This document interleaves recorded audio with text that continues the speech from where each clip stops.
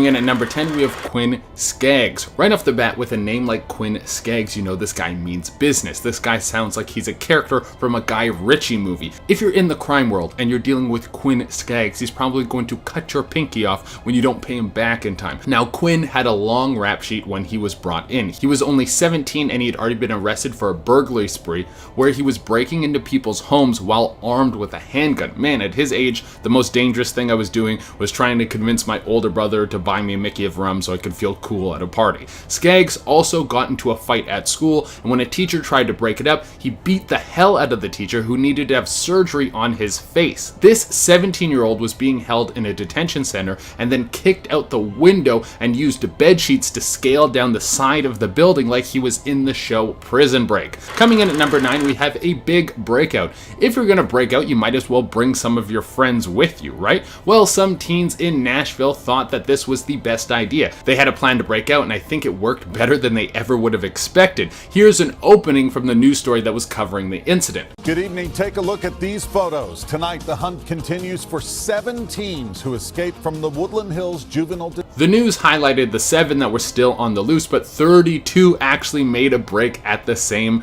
time. That's what you call teamwork. Basically what happened was all of these teens kicked out the windows to their rooms at the same time and then jumped out the windows and hightailed it into the woods. Now you might think it would have been confusion that caught all of these cops off guard, and that's why so many people were able to get away, but it was actually just incompetence on the side of the police. They didn't even notice that the teens had escaped until an hour after it had happened. Coming in at number 8, we have Miko West. If you break out of prison, the first thing you're going to want to do is lay low. Well, that's what they have you believe in the movies. That there's some secret hideout you can go to and there's a bunch of your friends there. Maybe there's an Xbox and there's always really good food. But in reality, when you get out of prison, you have nowhere to go. You don't even have clothes to change into, and you're obviously in an orange jumpsuit. So unless you have everything planned out, most criminals who escape will turn back to crime because it's the only way they can get money and something to eat. This is what happened to Miko West. He was able to break out by swiping a key card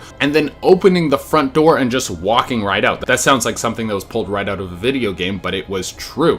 Then he got busted when he tried to steal a candy bar. The dude was just trying to get something to eat. Coming at number 7, we have the Nashville teens. A juvenile detention center in Nashville was holding 4 possibly dangerous teens who managed to escape in December of 2019. How they escaped is still unknown, but it's thought that they snuck past the guards and then jumped a fence and then were on the run. Now, why were these teens being held? I mean, the 4 of them were between the ages of 15 and 17, so how deadly could they be? I keep thinking about what I was doing at that age, and I really was just trying to spend more time playing video games and less time doing homework. That's as crazy as I got. Well, it turns out that these 4 might have been up to something a little more intense. 2 of them were wanted for armed robbery, and the other 2 were wanted for murder. Well, I don't think there's any homework in jail, so I guess that's a little bit of a bonus. Coming in at number 6, we have Joyride. A Louisiana detention center had 3 teens break out with an escape vehicle that was drawing a lot of attention,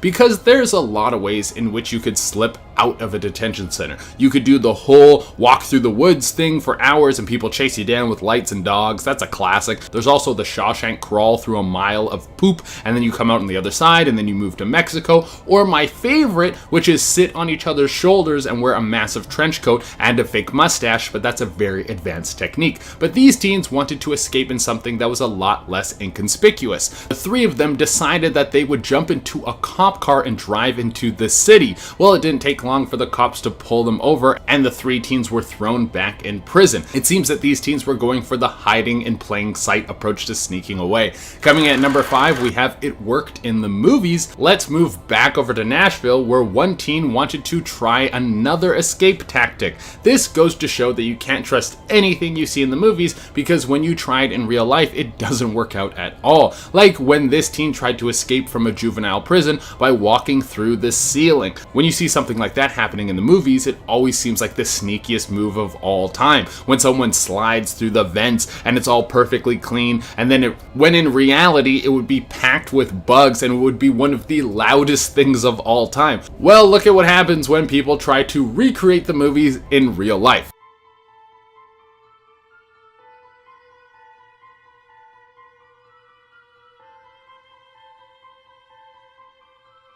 As you can see from the clip, they could hear him walking around in the ceiling, and eventually he came smashing through the drywall. You know what? I'm going to give this guy an A+ for trying and even getting into the ceiling in the first place. Even though his plan didn't come together, it's still very bold. Coming in at number 4, we have Bretan McAuliffe. This one is actually terrifying. Bretan McAuliffe was arrested for attempted murder. He was only 16 years old, so they put him into a juvenile correctional facility. He was meant to serve all of his time there, but while staying at the facility, they thought it would be a good idea to include him in a program that would help troubled youth find work while they were serving time. So he was given a job as a construction worker, and it seemed like things were going well until one day he just vanished. He literally just walked off the job site. A very simple escape plan, but an effective one. This is where the story gets even crazier. Bretan was on the run for over a month, and in this time he stole a gun and shot a woman 4 times. Thankfully, the woman lived. Coming in at number 3, we have Ty Harris, the getaway master. It doesn't matter how hard the police try to catch this kid, it seems they can't keep him behind bars. Ty Harris was originally in a standoff with police where they were chasing him down for robbery. He had this standoff, but then he slipped away. The police eventually caught him, and then he was locked up in a Nashville juvenile detention prison. While staying there, he realized the best way to not be in prison is to break out through one of the windows and escape on foot. This is when his skills at evading the police came into play again. Ty made it to a strip mall, and when the police showed up, he hid behind a truck and the cops didn't see him, and then they drove off while he was right under their noses. Ty then stole a truck from this strip mall parking lot where the cops were just looking for him and slipped away and was nowhere to be found. Holy moly, this kid is good at not getting caught. Coming in at number 2, we have Party Time. Sometimes you break out of prison not because you wanted to get free and run away from your punishment. No, you just wanted a little bit of a breather. You want to stretch your legs a little bit, maybe catch up with your friends and feel good for a little while before you have to go back. Well, apparently this happens more often than you would think. Juvenile detention centers all over America have had teens who break out after prisons are finished doing their rounds. They will sneak out and go party with their friends for a little while, usually have their friends meet them outside with some sort of substances that make them feel really good. Then before it's time to wake up in the morning, they will be back in their beds like nothing happened. Maybe prisons should be a little more fun and people wouldn't be trying to break out all the time. God, I'm so smart. And coming in at the number 1 spot, we have TJ Lane, one of the most terrifying teens to ever escape prison. TJ Lane was given a triple life sentence for coming to his high school with a handgun and killing 3 students in cold blood. He did this all while wearing a shirt which he wrote the word killer on the front. On top of this, in a way to mock his victims,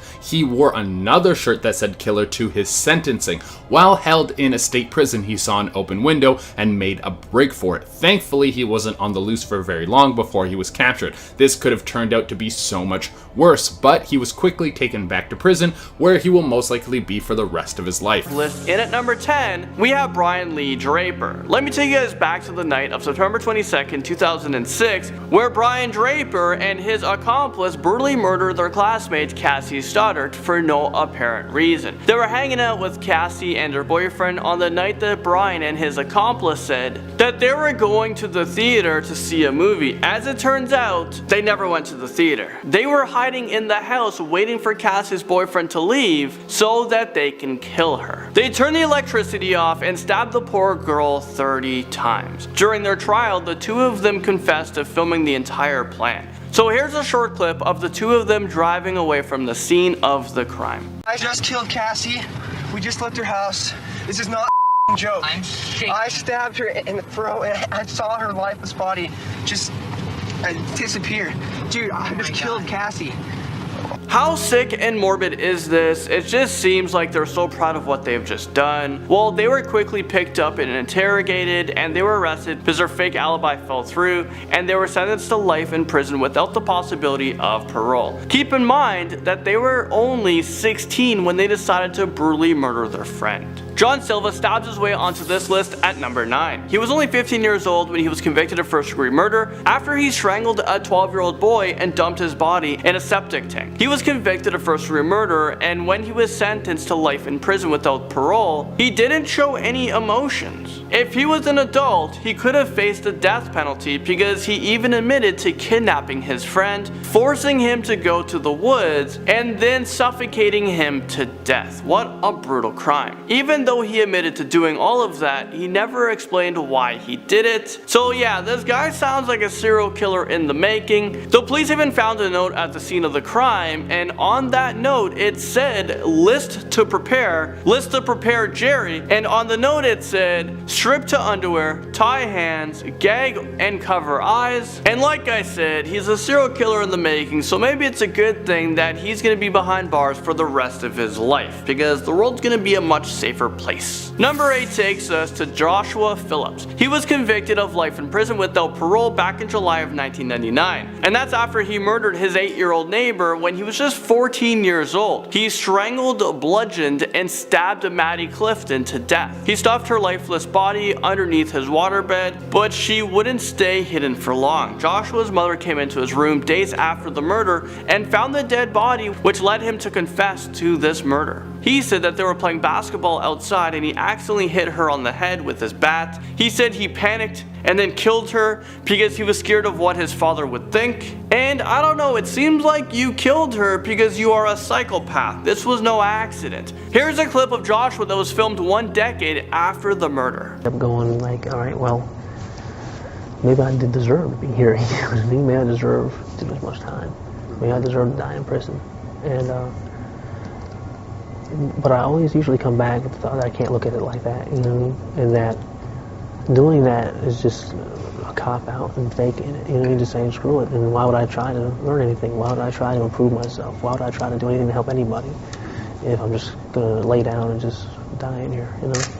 Even though he might seem like he has changed, I feel like he is a textbook psychopath who knows the right things to say in order to look like a victim. The youngest American citizen to be sentenced to life in prison make their way onto this list at number 7. I'm talking about the notorious Lionel Tate, who was just 13 years old when he was convicted of first-degree murder. To be the case, incarceration for your natural life.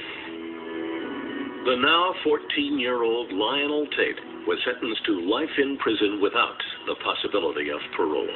Back on July 28, 1999, Lionel was left alone with a 6-year-old friend in the basement. The two of them were downstairs playing when all of a sudden Lionel came upstairs 45 minutes later to tell his mother that the little girl wasn't breathing. He said that they were wrestling and he had her in a headlock and then smashed her against the table. An autopsy revealed that he had stomped on her so hard that he actually lacerated her liver, fractured her skull and ribs, and her brain was very swollen. During the trial, the prosecution said that these injuries can be compared to falling from a 3-story building. He was sentenced to life in prison without parole, and the judge said that the acts of Lionel Tate were not the playful acts of a child. The acts of Lionel Tate were cold, callous, and cruel. Moving on to number 6, let's talk about Courvoisier Sims. A judge sentenced 17-year-old Courvoisier Sims to 70 to 120 years in prison after pleading guilty to 2 counts of second-degree murder and use of a weapon in their deaths. Alright, I have to ask, is this real life right now? 70 to 120 years? I know that sounds insane, but I think the sentencing, it kind of fits this crime. He was only 15 years old when he shot 2 teenagers, ages 17 and 18 years old, while he was attempting to buy a gun off of them. It was decided that he'd be tried as an adult because he was involved in armed robberies and 2 homicides. Oh, and he was on probation during the murders for other crimes that he committed in the past. What? So yeah, I think it's safe to say that he is a repeat offender and he will most likely die behind bars because I don't think a parole board will ever grant him probation. At least I'm really hoping they don't. Rodrigo Caballero crawls onto this dark list at number 5. Rodrigo Caballero was sentenced to 110 years in prison when he was 16 years old, and he didn't even kill anyone. So how is this possible? Well, the 16-year-old fired several gunshots at 3 other teenagers, where one of them suffered from a non-fatal but serious injury. He was convicted of 3 counts of attempted murder, and each of those charges, they come with a minimum 15-year to life. And the judge also handed him special enhancements onto his sentencing for firing a gun belonging to a gang and greatly injuring one of the victims. When you add up all of these charges, you get 110 years. So technically he isn't sentenced life to prison without parole. He will be eligible for parole when he's 126 years old, but most likely he is going to be dead before he makes it to his parole hearing. Up next, number 4, we have Gregory Brooks. He was 19 years old when he pleaded guilty to abducting and killing the parents of a former talk show host. Gregory Brooks and his accomplices beat them, stole $50, a rifle, jewelry, and other items, then they locked the couple in a closet. Later, one of the accomplices said he would return to the house to finish them off. The judge gave him 60 years for each of the 2 counts of murder and robbery charges, and just moments after he was sentenced to 120 years, his father told reporters that despite his son having a good, supportive upbringing, he was influenced by gang members with negative motives. Could you imagine being sentenced to 120 years in maximum prison at such a young age? Your whole life is just gone. He will literally die and rot behind bars for the rest of his life because of one stupid night. Moving up this list, at number 3, we're talking about Eddie Devine. This case is pretty intense, so prepare yourselves. He was only 13 years old at the time when him and his friend forced a woman into a car where they drove around for hours while they tortured and violated her with an ice pick. Thankfully, the woman was able to escape when the teenager stopped for gas, but she will be scarred for the rest of her life. Eddie Devine pleaded guilty to 2 counts of armed carjacking, 3 counts of armed robbery, 3 counts of kidnapping, and 2 counts of sexual battery. This kid isn't even old enough to go around the block by himself, and he's already committing all of these horrible crimes. To make things even worse, he told police that he was armed with a knife and he threatened to kill the woman before they stole her SUV. I'm pretty sure when I was 13, I was collecting Pokemon cards. I wasn't going around committing all these crimes. Eddie Devine did not get off lightly. He was sentenced to a total of 130 years in prison. Kenneth Young sneaks onto this list at number 2. He was only 14 years old when his mother's drug dealer forced him to get involved in a series of armed robberies. During one heist, Kenneth was caught, convicted, and sentenced to 4 consecutive life sentences. So basically, he was sentenced to be thrown behind bars without ever having a chance of being released, and he didn't even injure or kill anyone. Let's hear from Kenneth Young. Kenneth Young. First and foremost, Your Honor, I want to take the time out and say I take full responsibility for my actions and my role in these crimes. I have lived with regret every day as a civilized human being for these crimes. I have been incarcerated for 11 years, and I have taken advantage of every opportunity available for me in prison to better myself. He was coerced into committing these crimes, and he was at such a young and impressionable age. I don't think he should have gotten this harsh sentence. Because of this young age and the severity of the sentence, he spent most of his time in solitary confinement until he reached 18 years old, where he was then transferred to an adult prison where he will grow old and die. And now at the top of our list, we've talked about him before. We actually did a whole docu-series of him. If you guys want to check that out, you guys can click right over here. It's called The Prison Life of Travion Blount. Well, Travion Blount makes it onto our list at number 1 for this video. Travion Blount was 15 years old when he robbed a party with 2 older gang members. Travion didn't hurt anyone, but he was found guilty of 49 counts, and eventually he was sentenced to 6 life sentences and an additional 118 years in prison. He knew he would be spending a few years in prison. He didn't expect to die in there. This has to be one of the harshest punishments in America for a teenager who didn't even commit homicide.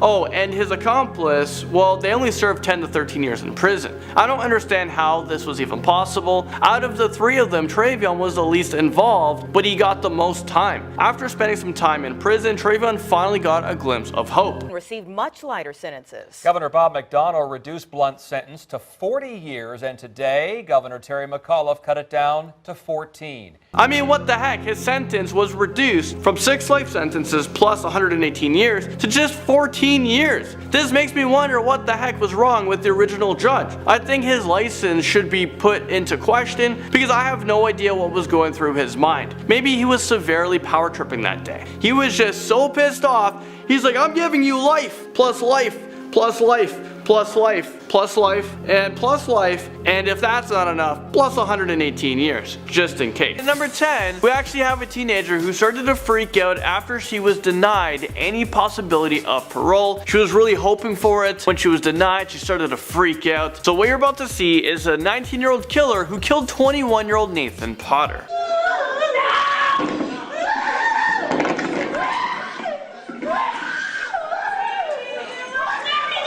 The victim's family was very afraid, but they are glad that they're being locked away for life. At least they can sleep at night knowing that a killer won't be out there. Next up, we have a teenager who admitted to murder while he throws up in a courtroom in at number 9. Mosley became ill in court today after he pled guilty to aggravated murder and other charges. Prosecutors believe the reaction was a genuine sign of remorse. So that was remorseful Timothy Mosley. Remorseful or not, he murdered 18-year-old Justin Michael Back in Waynesville, Warren County, Ohio. Justin Back was murdered at his family's home. Mosley took a plea bargain to avoid the death penalty. So all Mosley had to do was give the court all the information they want of exactly what happened and what was his involvement in this murder. There was another teenager involved as well. He was identified as Austin Meyer. Austin was given the death sentence and he became the youngest inmate on death row in Ohio at the time. Meyer was sentenced to death at the age of 19 years old back in 2014. He is still currently on death row and his new execution date is in 2022. That is just absolutely insane. Do you guys think that teenagers should be allowed to be given the death penalty? Let me know in the comment section below. Alright, number 8. In the direction of the deceased torso and lower extremities with that 2 times. So that was a gangman who murdered 15-year-old Alessandro Guzman Feliz. The gunman was a part of the Dominican gang in the Bronx. So this death occurred in a mistaken identity, so the wrong person was killed according to all the testimonies. There was 12 suspects in this case. Right now there are 4 suspects in this case, including the guy who we just saw incarcerated at Rikers Island. They are segregated from other prisoners and they've been receiving heightened security protection at the prison due to receiving death threats from within the prison and even from their own gang members for killing an innocent teenager. So let's just say that being locked up right now might be the safest thing for these teenagers. Next up, number 7, we have a bunch of teenagers freaking out in court.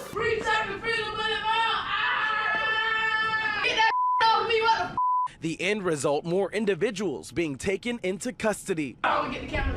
There was a group of teenagers who led police in a car chase after stealing a vehicle. These are some pretty serious crimes, but yet in the courtroom these teenagers were not taking the situation seriously. It just looks like they're all trying to impress each other. At the hearing for 15-year-old Maurice Thomas, the suspected driver, and 15-year-old Thomas Butler, seen here smiling for our cameras, the pair seemed to show up to show out in front of a judge. I think these kids have to be on drugs or something. And why are they giving gang signs in the courtroom? Next up, number 6, we have another teenager who might have taken a lot of drugs. It looks like this kid is going through withdrawal because he appeared in court shaking like crazy and it looks like he just can't control himself. So this right here is 17-year-old Jeffrey Hazelwood from Georgia, and you can see how much this kid is shaking in court. It looks like he can't control it. Hazelwood is accused of killing 2 teenagers behind a grocery store. He is facing a ton of serious criminal offenses. On top of the murder cases, Hazelwood will be facing aggravated assault, theft, and financial fraud charges as well.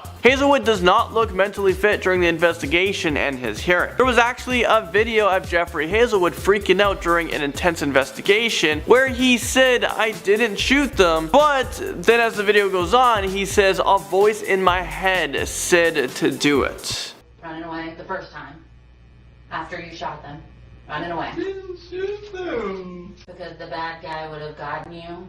That's the story that we're going with. The invisible bad guy that looks just like you. So, contradicting himself a little bit, and he's admitting that he actually did it. I do hope this kid can get some serious help. Moving into number 5. Court. Come back again. That was 18-year-old Penelope Soto, who appeared in court after she was arrested for possession of a prescription drug as Xanax. While in court, she decided to just laugh at the whole thing and cuss at the judge. Well, this turns out to be the wrong move. It's not a joke, you know. We have not had any kind of drugs in the last 24 hours. Actually. Bye-bye. Adios. Come back, ma'am. Come back. The judge upped the bail. Count one would be 10,000. Are you serious? I am serious. Adios. So after all of that happened, the teenager still didn't learn from that. The judge raised her bail to $10,000. He dismissed the teenager, but on her way out, this happens. Come back again. And the judge flipped. What's up? I believe I heard you saying to... Yes, I did. I'm not going to the... I believe you... Did you say me? Actually, I Did you say that? Yes, sir, I did. Oh, you did say that? I find you in direct criminal contempt. 30 days in the county jail. I can't help but to laugh at this. This is just stupidity, and hopefully this is a lesson learned. Alright, number 4. Indicate that Miss Me presents a flight risk, or that she would, with the conditions that we've proposed and any others that the court would add.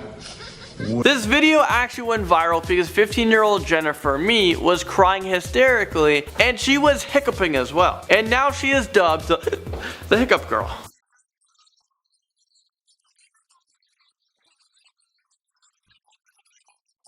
Piers Morgan actually interviewed the Hiccup Girl, talking about the crimes that she committed. She was given a life sentence without the possibility of parole, and this is for a gunshot murder despite not actually pulling the trigger herself. Jennifer Me was just with the wrong crowd of people.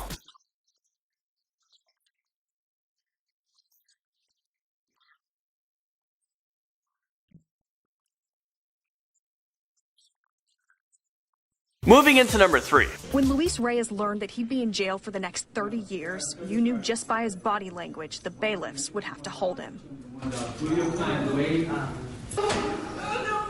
That was Luis Reyes Jr., who was just sentenced to 30 years in prison after his very sinful act of sexually assaulting an 89-year-old woman. Is this real life right now? That is just sickening. Well, in court when he found out his sentencing, he started to freak out and he had to be taken out of the court and restrained. The 89-year-old woman was actually there in the courtroom listening to the sentencing. The teen did apologize for what he has done, but the court didn't think Reyes had remorse, hence his sentencing. Number 2. Brings 17-year-old Jacob Muzon and 18-year-old Drake Campbell to tears. That was 17-year-old Jacob Muzon and 18-year-old Drake Campbell, who broke into tears in court. They were both being charged for murder, attempted murder, burglary, and 2 counts of armed robbery. Both of the teenagers only started crying when the judge denied their bonds due to a lack of emotion they gave during the trial. Both teens showed no remorse. One of the sisters spoke in court, and she apologized for him, and she knows that in their hearts they are breaking. So they're not showing any physical remorse, it's just all the remorse inside. I don't buy it. And finally, number 1, we have this.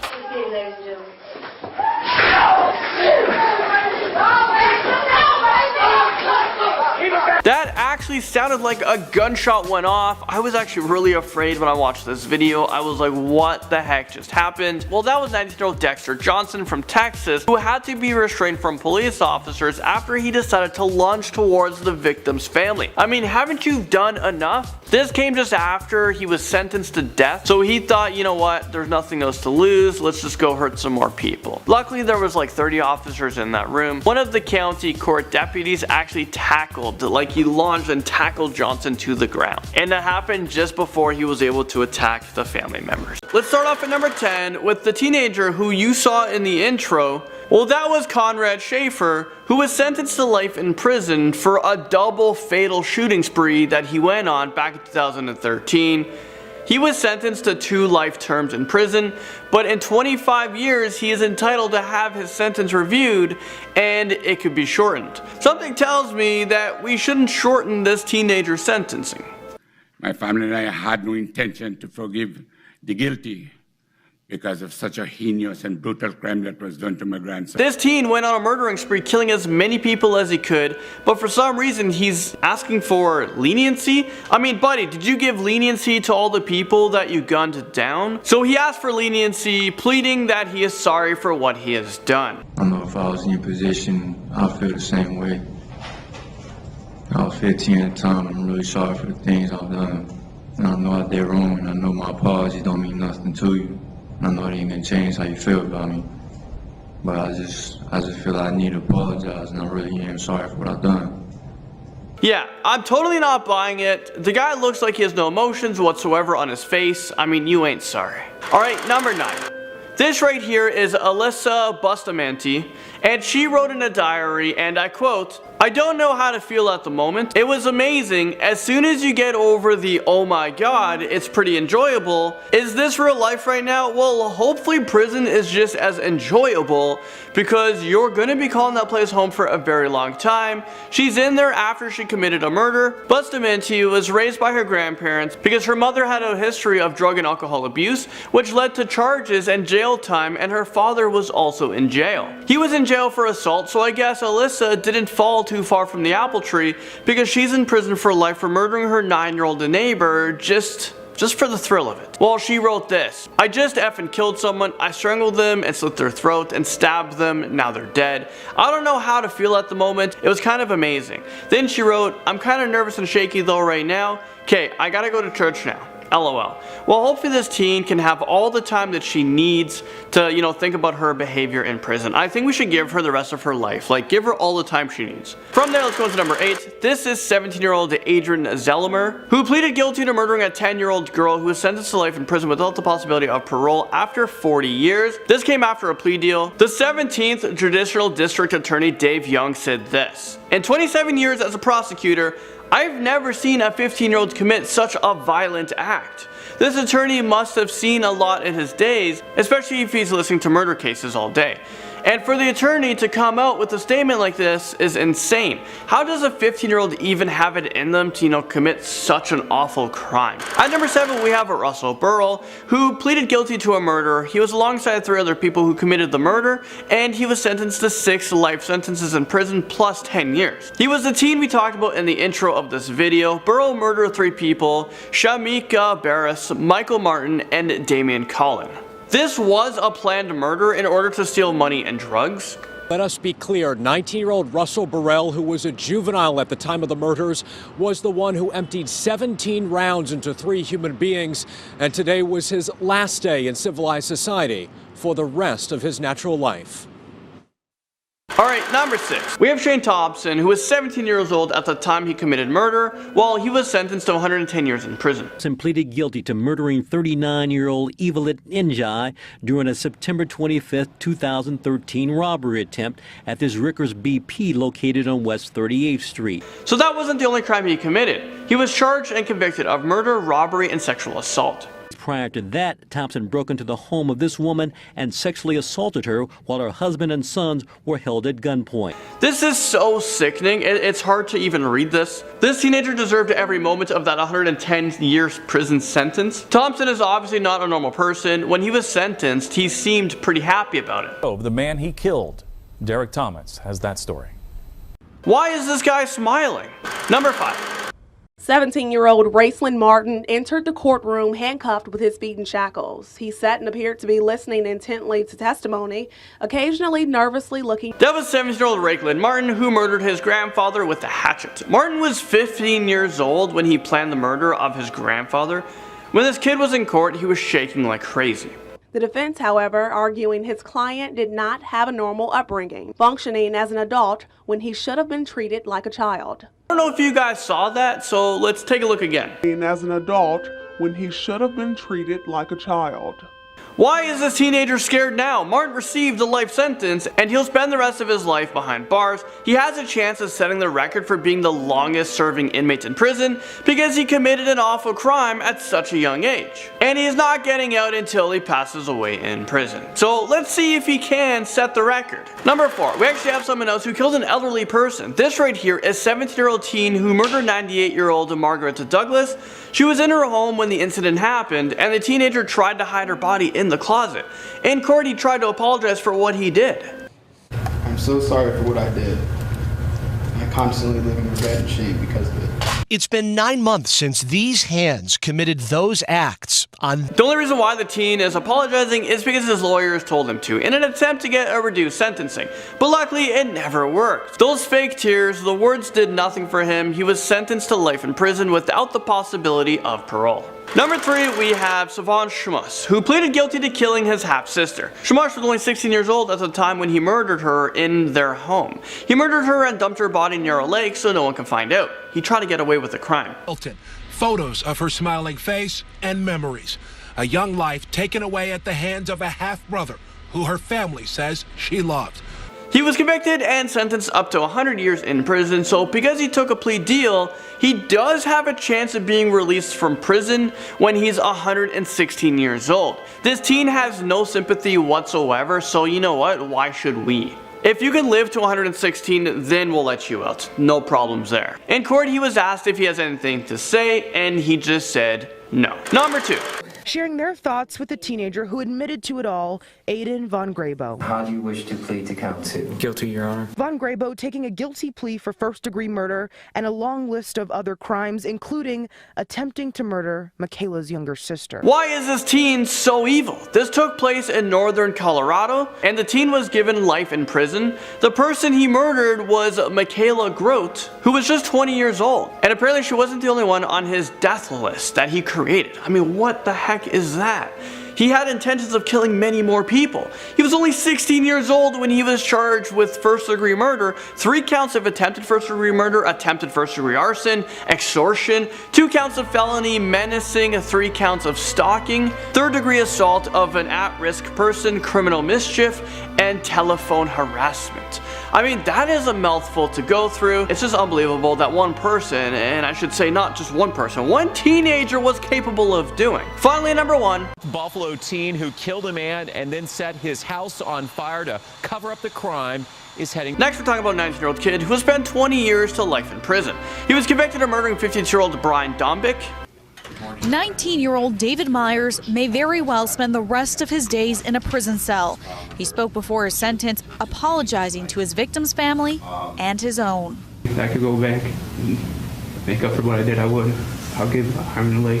This might be one teenager who actually felt sorry for what he has done and is willing to deal with the consequences. I agree. I do deserve to be incarcerated. I committed a crime, and that's all. So don't get me wrong, I still don't feel bad for him. And is this scary moment?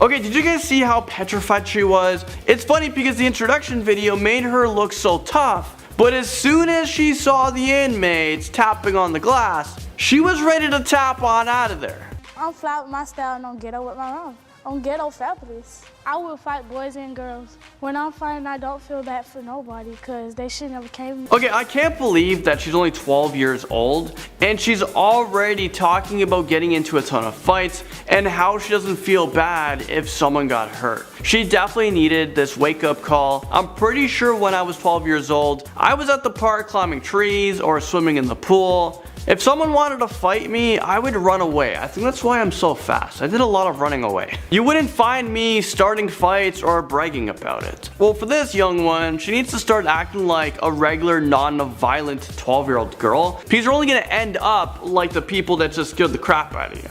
So hurry up, tap on out of there, and change your life around. Next up on this list, at number 9, we have a teenager who spat on an inmate. I'm pretty sure this is common knowledge, but you should never spit on an inmate because you're asking for trouble. First of all, you don't know what they're in for. Could be for murder. And secondly, what if they spit on you too? You don't know what kind of bacteria is in their saliva.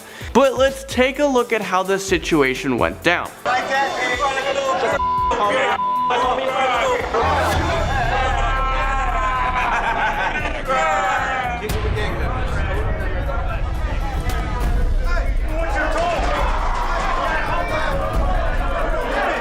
I am almost 100% confident that this teenager is probably gonna see what the inside of a prison cell looks like. He just looks like he doesn't care about authority at all, and if he does go to prison, he is seriously gonna get himself into a lot of trouble in there. The teenager who blames an inmate comes creeping into number 8. Have you guys ever heard the saying of snitches get stitches? Well, if this kid was actually in prison, he would definitely get some stitches. He would get shanked. Where'd you get him from?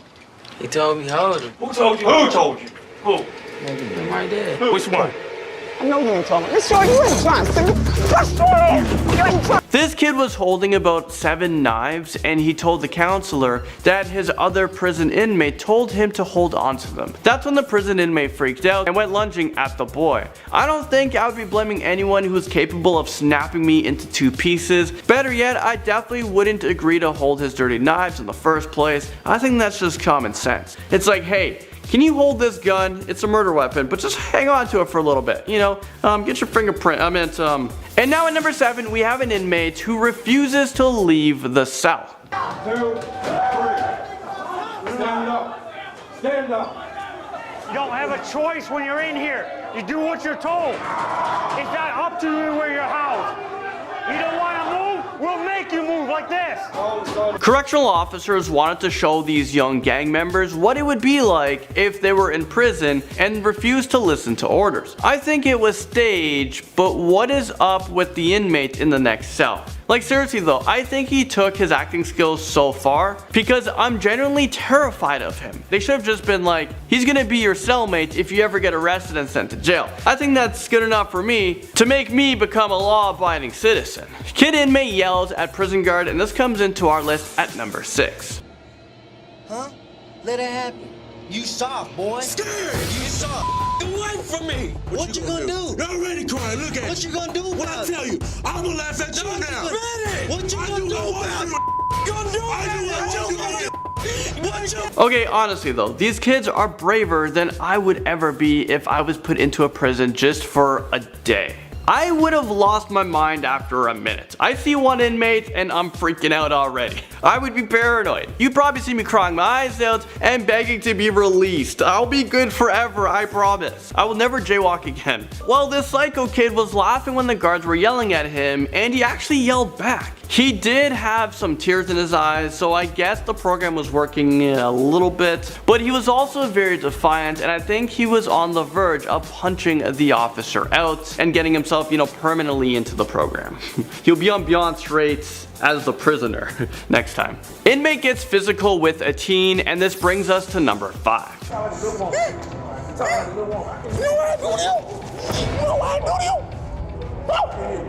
I do to you. Do you know I do to you? Do you know I do to you? This teenager was brought to a federal court because he was caught sneaking into people's homes and stealing their stuff. When they entered the prison, the teenagers have to wear a sign that says what kind of crime they committed. So when an inmate heard about these kids bragging about their petty crimes, he got really physical with them. He even dragged this kid over to a gross toilet and forced him to stick his head in it. I'm pretty sure if an inmate did that to me, I would never commit any crimes anymore. So I guess this scare tactic would be extremely effective. Gross, but very effective. And now at number 4, we have an inmate who tries to attack a kid. Up off me, man. Grab that home, dog. You's a bitch ass. I'd have beat your ass. Man, let me go, man. Man, let me go, man. I'd have beat your ass. Is this real life right now? Yeah, I don't think this inmate got the memo that they're actually not supposed to hurt these kids. There's cameras everywhere. This is a show. I'm pretty sure that the inmates selected to participate in the program are supposed to get some incentives, and they're supposed to be well-behaved criminals in jail. But I think the producers messed up with this one when they selected this inmate. You can tell that he still has a lot of anger issues to deal with, and I bet he was punished for almost attacking this young kid. Inmate tries to break into cell, and this scary moment makes its way into number 3.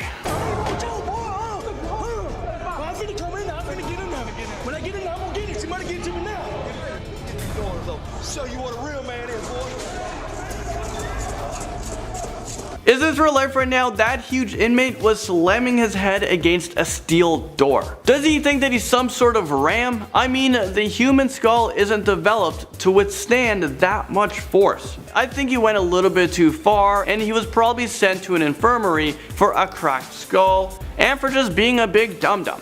But honestly though, if I was that kid trapped in the cell, I would pee myself and crawl into a ball and hope for the best. Yeah, I guess I could say that I'm definitely not cut out for the prison life. Things get feisty in at number 2 when a teenager tries to punch a corrections officer. Corporal Kano! 2 Corporal Kano! Hey. Get up. Turn around. Turn her around. Cover up. Cover up. Turn around. Put handcuffs on her. That's all you can do. Yeah, you should never punch a guard in prison. That's probably the worst thing you can do. I'm pretty sure that's like the #1 rule because you can be charged with assault and battery against a police officer and you'll get more time added to your sentence. But this little punk girl thought that she was really tough when she tried to take a swing, but she was very lucky that the corrections officer was able to dodge it. I wonder what happened to her after the incident. I bet she was taken to have a tour of solitary confinement. Here, let me show you what it looks like if you were stuck in 4 walls, and I'm gonna leave you here for like a few days. Let's see if you'll punch anyone ever again. Alright, topping off our list, in at number 1 with a crazy inmate. I think we've done it again. We've saved the best for last. Okay, but seriously guys, Hannibal Lecter has nothing on this inmate.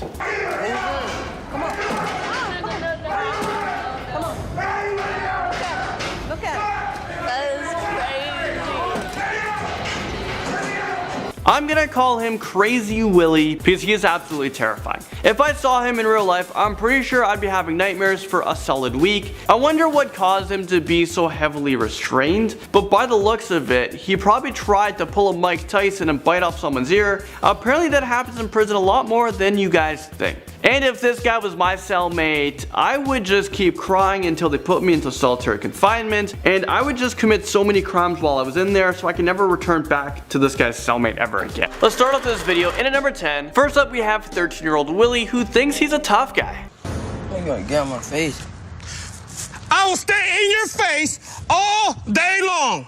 Do you understand me? So that was tough guy 13-year-old Willie who thinks his behavior is normal. He would often get suspended from school because of his anger issues. When I get angry, I usually get mad, blow up, and try to fight everyone. He would often fight with his young brother Cal. Willie would choke his brother during these fights, and also he's now starting to fight his mom. I was trying to calm him down, and he slammed me on the ground. He was punching me and kicking me. That is a very serious crime, so before it's too late for this kid, his mother contacted Beyond Scared Straight. I think, this program will work for you. You can change, so you can really see what jail is really gonna be like. So while on the program, Willie wasn't taking it seriously. He was all smiles when the police officers was talking to him, so the police officers got into the kid's face and broke him down into tears. Okay, a big man. Put your hands down before I take you down. I'm not playing with you. Mama. Go for it. Go for it. She's the only one that really cares about you. Why you got the tears running down your eyes? Go for it. Let's just hope that something got through to this kid. If not, yeah, this TV show is gonna become reality. Number 9. Watch your mouth! You are not at home, gentlemen. You are not at home. That was 16-year-old Keshawn, who is in a gang. 16 years old, already a gang member. He steals cars, guns, whatever he can get his hands on. He is often very violent and can't control his temper. His mom brought him to this program to try to break him. Well, it seems like Keshawn's toughness kept with him during this whole program.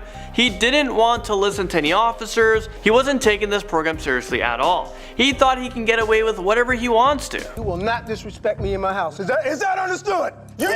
This kid just started this program and already got himself arrested. Why the wrong with you, dog? Chill out.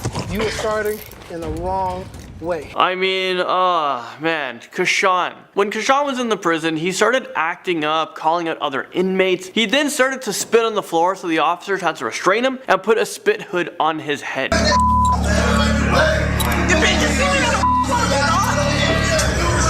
Spit hood.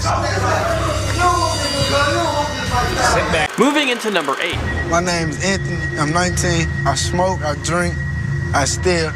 I done it all out here, man. This kid thinks he's a tough guy and doesn't think there will be consequences to his actions in life. Well, 10th grader Anthony is about to get a wake-up call. Ring ring, who's that? Yeah, it's life. Anthony throughout the show was saying that he wasn't going to prison because he will never get caught. So he wants to continue his gang life and committing these horrible crimes. On Beyond Scared Straight, there was a scene during this episode where Anthony was locked up in a cell next to a murderer who was serving a 240-year sentence. That man was actually just 23 years old. His name was Chemo. The officer said, "Do you think this guy cares about you? People will just attack you in prison for no reason at all." Anthony was one of the toughest guys the show ever had because it took a while to break this kid. But in the end, Anthony realized that prison wasn't for him, so he actually has a new positive outlook on life, and he's planning on getting his GED and turn his life around. Number 7. I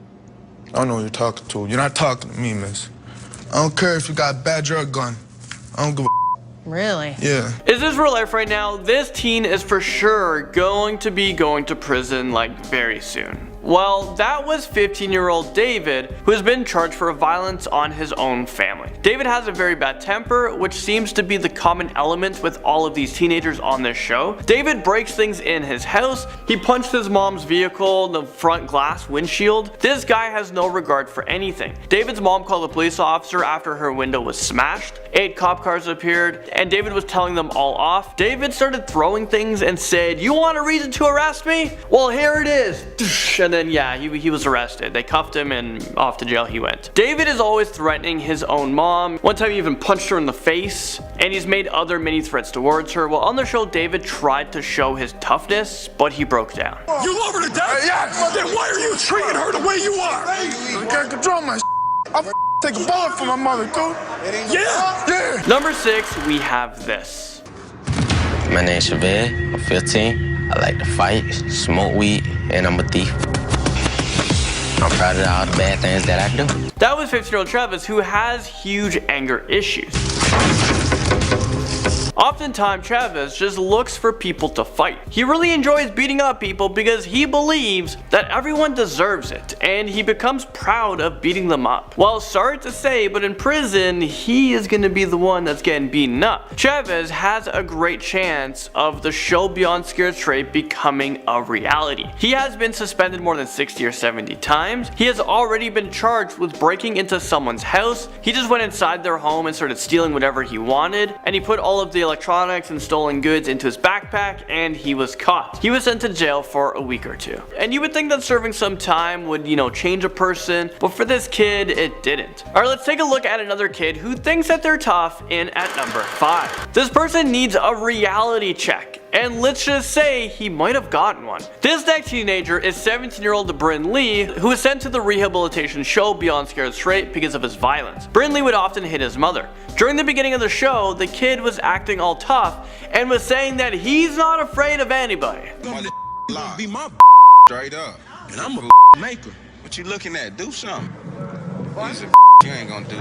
Expect your mama? Yeah. Well, there was one woman on the show who was in jail. She seemed to get through to this kid. Times. Them boys would love to have your punk.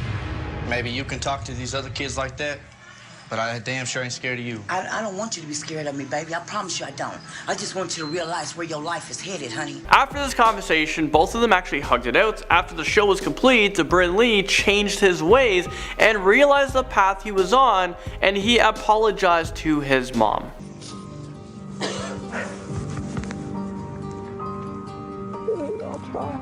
Next up, number 4, we have a computer hacker. Just things such as hacking Facebook and sending viruses and breaking into banks, get access from a server from a website and pulling email account info, and that gets boring, so we go to the advanced things, and I don't really like to talk about the advanced things.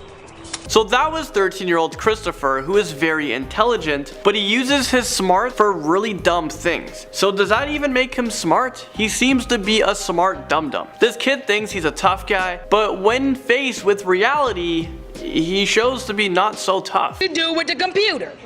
I don't know. You don't know? No. So you playing me for crazy now? No. You playing me for stupid now?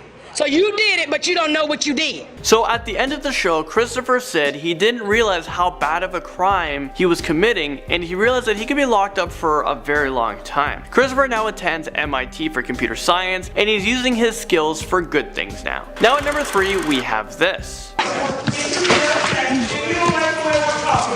fight her. Don't fight her. Don't fight her. Easy, Don't easy. fight her. I got her. Don't fight her. So that was 16-year-old Jermea, who has a problem with fighting people. And even on their show, she seems to have a problem listening to the police officers. It's not worth trying to be a tough person. Where does it even get? Well, this anger issue seems to run in the family because her brother Jamal is also a fighter. He once punched his teacher in the face, and they're looking to press charges against him. So he might be on the show on the other side of things. He seems to be a tough guy in the streets, but when he's on the show, he didn't look so tough. No, sir, I don't want to go in there, sir. No, sir. No, sir, I don't want to go in there, sir. What you mean? Why not? Come on. No, sir, I don't want to go in there. I don't want to go in there. This kid literally broke down in tears, and sorry to say, but if this was real life, buddy, your life in prison would be a very tough one. People are going to bully and fight you every single day because they see weakness. So maybe being tough isn't what you want. He seemed to be shooken up from this show, so hopefully he learned something. Number 2 is shocking. You're about to see 14-year-old Jasmine. She enjoys smoking weed, she snorts pills, she takes a lot of hardcore drugs. Jasmine is high all the time. She sneaks out of her parents' house and has a very bad temper. Currently, Jasmine lives with her grandma because her mother, well, she's currently in jail. So this is like a mother like daughter situation. For some reason, Jasmine believes that even with the path that she is on, that she's never gonna end up in jail. Cause my mom, she just got locked up. Not going to jail. You know what? Your mother said that over and over again. And she's been in and out for the past 4 years. Well, during the show, something shocking happened. Jasmine's mother appeared on the show unexpected, and her mom had a chance to talk to her daughter. Stand up. My name's Nicole, Jasmine's my daughter, and I'll do anything to make sure that she doesn't end up in jail like me. As soon as her mother appeared, Jasmine started to tear up. It was a very emotional moment. Being able to pick up the phone and ask me if we can go to the mall, is it worth it? Is any of that worth it? Any of it? No. I would trade every name brand thing that you had just to be able to come home for a day. And finally, at number 1, we have this kid right here. My name is Brandon. I was brought on a jail tour because I was fighting, robbing people, selling drugs. So that was Brandon. He was very mouthy on the show. One part, he told the officers that he loved touching women, and how if the officer had a daughter his age, she would be on his team. Well, Brandon was actually able to piss off the officer. Pretty sure this is one person that you don't want to be pissing off. Brandon has to realize that prison is the direction he is going into if he continues on this path. And he also has to realize that the show is very laid back in comparison to actually being in prison. If he told the officer he would bang his daughter, he would probably get thrown into solitary confinement where he is going to be broken. Also, if he melts off to another inmate in there, there's no telling what can happen. Brandon was actually so bad, the show kicked him out. The officers on Beyond Scared Straight realized that they weren't getting through to this kid, and they're just gonna see him very soon. They'll deal with him with no cameras rolling. Step out. I'm done with you. So tough. How old are you? 16. I'll see you in 1 year. Well, after the show, it was shocking. Brandon was, right after the show, he was sort of the same, but as time went on, Brandon started to change his ways. He changed his attitude around, and he started to calm down and realize what the program taught him in the short time that he was on it. Getting kicked out made me realize it was time for a change.